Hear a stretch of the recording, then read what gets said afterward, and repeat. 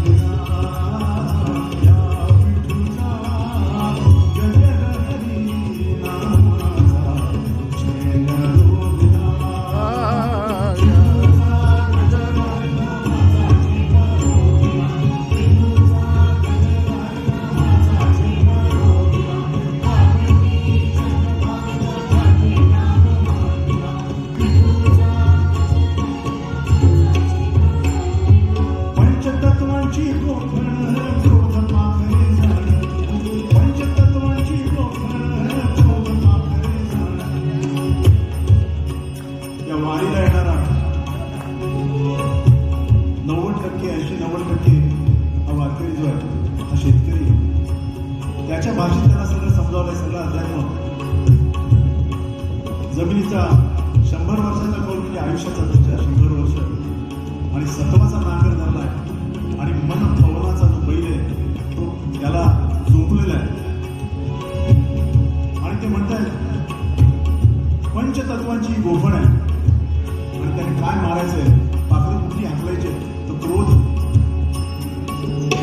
आणि त्यात ठेवलेला धोंडा जो तो कसला आहे, तो ज्ञानाचा आहे. आणि काय करायचं, ते जागरण करायचं.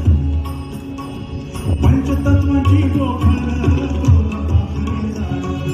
पंचतत्वांची गोफण क्रोध पाखरे जाण धोंडा घेतला ज्ञानाचा करीत असे जागरण.